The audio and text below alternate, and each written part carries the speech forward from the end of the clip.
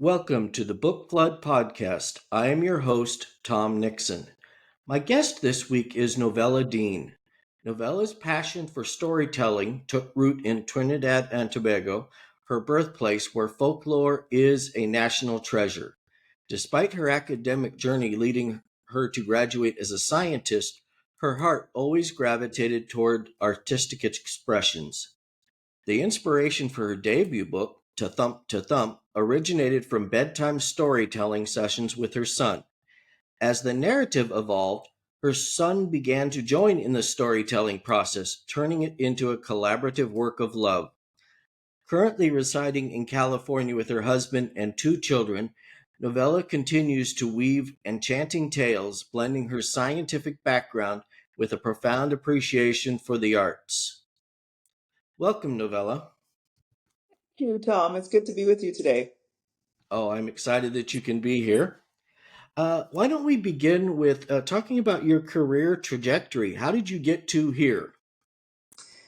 It was a journey I did not expect to take. I grew up in Trinidad and Tobago, and the trajectory for me was to be a scientist. So I graduated from Florida State University with my degree in physics and oceanography, and went on to be a proprietor of a tutoring business. We tutored math and sciences and standardized test prep. We did throw in the occasional meteorology class and astronomy class. So it was an interesting path to get here. We moved to our current location for my husband's job. He's also a scientist by profession. He is a medical physicist. And so we ended up here. COVID happened shortly after that, and my second son was born. As the lockdown lifted, we sent everybody back out of the house. The boys went to school, my husband went to work, and I sat on the couch and felt this deep compulsion to write the story that my 3-year-old at the time and I collaborated on. It started as a bedtime story. We are quite oratory. We are oratory storytellers in Trinidad and Tobago. And so my son and I just picked up that tradition, and lo and behold, Ta-Thump was born. So they left for school one day. I sat on the couch and felt this deep compulsion to write the story and to get it out. Nice. And so, what year was that? It was last year, Hmm. 2024. It was March 26th that we um, let it be known that the book had been released and published and available on some online platforms like Amazon, Barnes and Noble, Books a Million, Walmart, etc. Hmm. So, you have a wide variety of talents. If I look for you on the internet, I see you've done a number of things. Beyond writing, what can you tell us about the other parts of your life? I come from a very creative culture, and that was more deeply instilled in me than I even realized. I began a few months before the book was released a charcuterie catering company here in town called Mosaic's Mouthwatering Charcuteries. Hmm. Also, I am a vocalist. I love to sing, and I've done that professionally as my job. Um, Now, primarily on a voluntary basis. So it I write, I sing, I do catering charcuteries, which is it's more of an artistic expression. They paint pictures with food, and it seems to be eye candy for quite a few folks, and it's enjoyable. Hmm. Yeah, I want to say that I saw you on one of the local news channels, something, and you were doing cooking.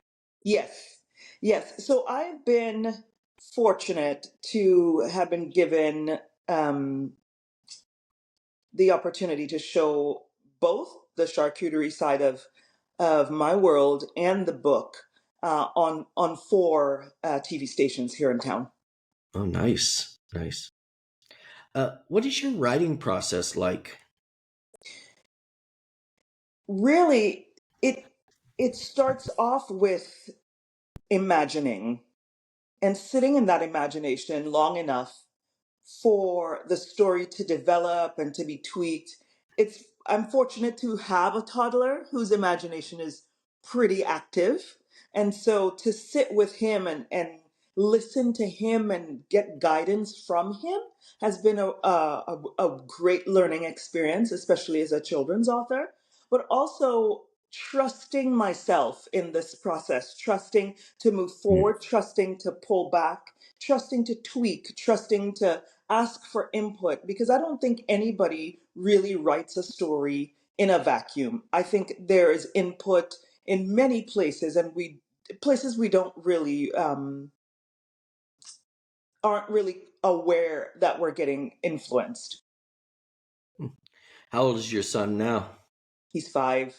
I have a 10-year Oh, old and a 5-year old, and storytelling for me as a parent actually began with my 10-year old. mm.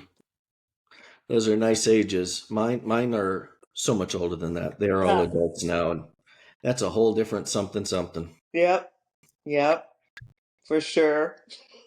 But it's fun. How did your birthplace affect your writing? We are a very colorful culture, as I said. We are the birthplace of the steel pan, the most current invention, musical invention of the 20th and 21st century. We are the birthplace of carnival as you know it, bright, colorful pageantry on display, 5,000 people in a carnival band kind of a thing. We are the birthplace of soca music, calypso music. So, and we do have many storytellers who are internationally known. V.S. Naipaul, for example, is one of them. So we have entrenched, instilled in us storytelling as a culture. We are also made up of different ethnicities, like Indians from indentured laborship after slavery, of course, Africans from as part of the diaspora from slavery. We have Syrians and Lebanese and Chinese and Europeans and Latin Americans all sitting in on the same terra firma, and it creates a rich, diverse place for storytelling to be birthed and nurtured. So we love a good joke, and we love a good story, and we love meeting together to do both of those things. Mm. How old were you when you left? I was 20 when I left. I Wow. left for college and I ended up at Florida State University. I am a Rotary International Scholar from that time. And so it was really um, a beautiful thing to be part of the Rotary family. Mm, I am, in addition to being a Rotary Scholar, I am a national public speaking champion in mm, Trinidad and Tobago. And this is part of our culture as well. Schools will have representatives from their school to be a part of a national public speaking competition, and that kind of is where my public speaking started. I was very shy as a child, so mm, it was that competition gave me the tools that I needed to be a public speaker and storyteller in the schools that I enter now. mm. Do you ever get back home? Yes, yes. We were there Christmas of 2023 last, and we took our sons, and they were able to see what mom has been talking about this whole time, to eat the foods that I keep talking about and that I love, to see the places that I cherish, the house where I grew up, the school that I went to, the Queen's Park Savannah, where all of the masquerades and the carnivals happen, the steel pan competitions. They got to go to the beaches. All of these things that really make me a large part of who I am. They got to see it and began to cherish it too. They don't stop talking about it, honestly, because they see a part of their heritage and a part of their story that they can really tangibly hold on to now. Nice. What are you working on now? So I am working on my second children's story, um, about two unlikely friends who end up having more in common than they realized. Two animals. Hmm. And do you have a tentative publication date for that at this point? Not at this point. I am in the process of tweaking the story just a little bit. You know how story going some goes sometimes. Right. You change direction, and I have the story completed, mind you. And then I spoke with my friend, Margarita Engel, and Oh, she's such a fantastic curator of stories that I gleaned from her and took her advice. And now here we go. Stories changing again. oh, For the better, I think. oh. So, two things about Margarita Engel. One, she has already been on the podcast Oh, yes. early on, but also, I back when I was a librarian at Tehipity Middle School in Fresno, I was her very first school visit. Oh, She had just won her first award, one of many, yeah. and I went, how can this person live locally and I not know her? Mm-hmm. And better still, and not have had her to my school. And so she ended up coming out to Tehipity, and it was a great event, and the kids loved her, and Mm-hmm. so very nice. She's a wonderful person, I will say. She is a great um, model and example of writing according to the purpose, but also writing according to the passion. And Mm, I really appreciate being able to hear her stories and glean from her. mm. Uh, have you had the opportunity to do presentations at schools, at libraries, that sort of thing? Yes, and something that I just did not expect to love so much. Now, Mm, given the fact that I have done public speaking before, it does make that process easier. But going to libraries and bookstores, schools, daycare centers, even, and private reading clubs.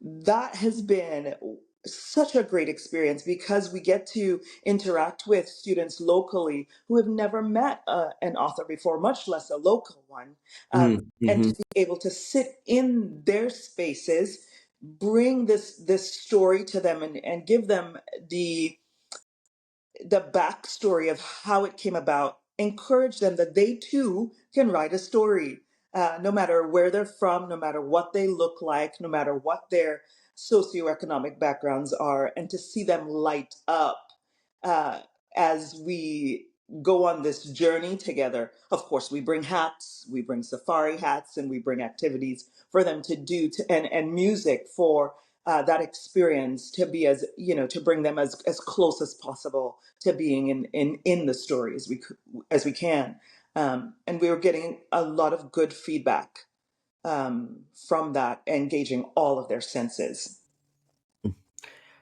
So I should tell our listeners and watchers, I had the opportunity to see Novella in action at McCardle Elementary here in Fresno.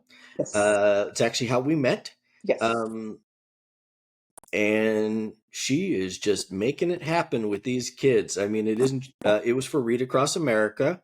And she was not just coming in and reading a book and that was done. I mean, she had things for them to do, and she had hats and all sorts of things going on. Uh, Definitely a consideration if you're looking for somebody for a school, a library event. Absolutely. Thank you. Is there a book or a series of books from your childhood that still resonates with you? Yes, there are quite a few Caribbean authors, but the main one was V.S. Naipaul when I was a child. But also anything from Robert Louis Stevenson, Hmm.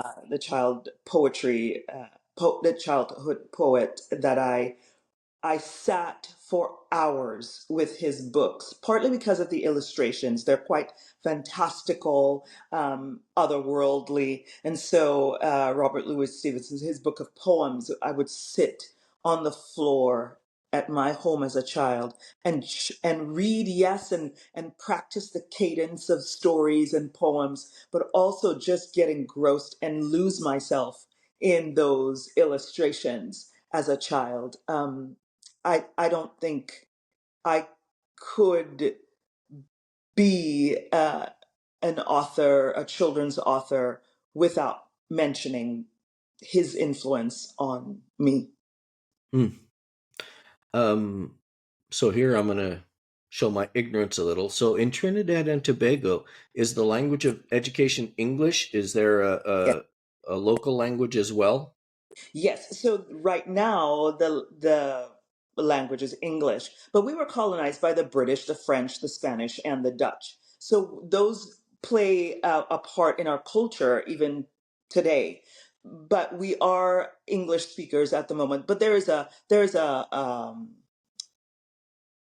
a patois colloquial language that is English, but it has some of those uh, influences from Spain and France.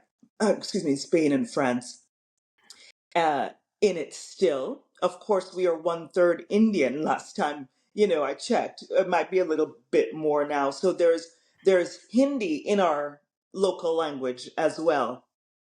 It's a like I said, it's a colorful place. There's so much influence from different cultures, and it makes us a very global people, which is why I think so many people come to learn from our culture, the from the books to the steel pan to the carnival to the food. We have um, so many nations converging on our island. Even just in the last week before Lent, Carnival is Hmm.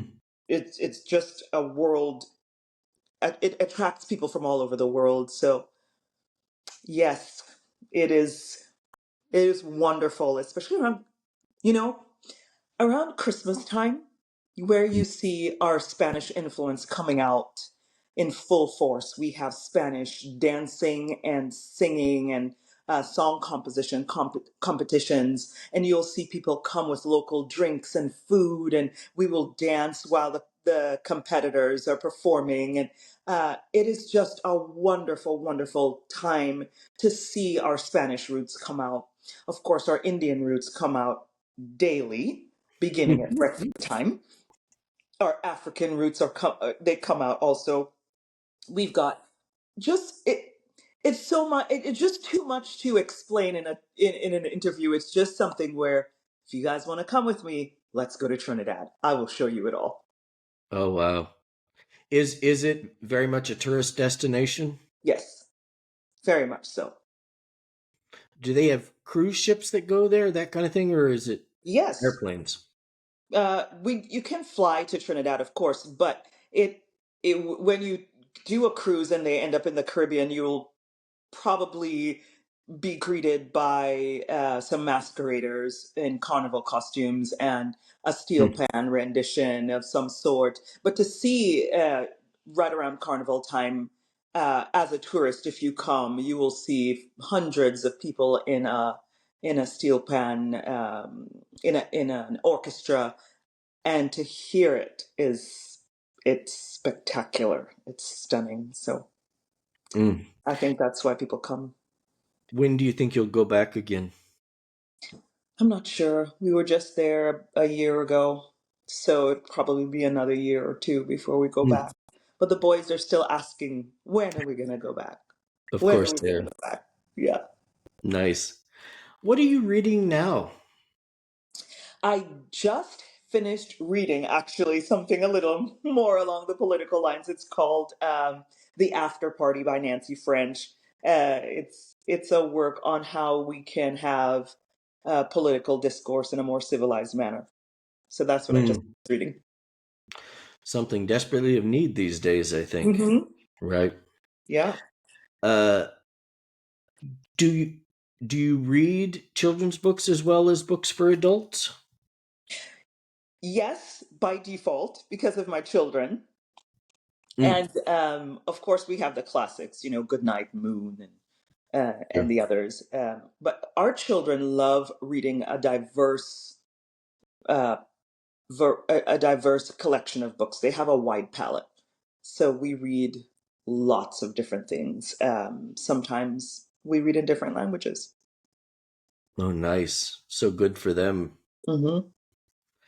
Well, I want to thank you so much for coming on the podcast. I want to let our listeners, watchers, readers, everything. We are available at all your podcast platforms and on YouTube. And again, thank you, Novella, for coming. Thank you for having me. It was a pleasure. Thank you.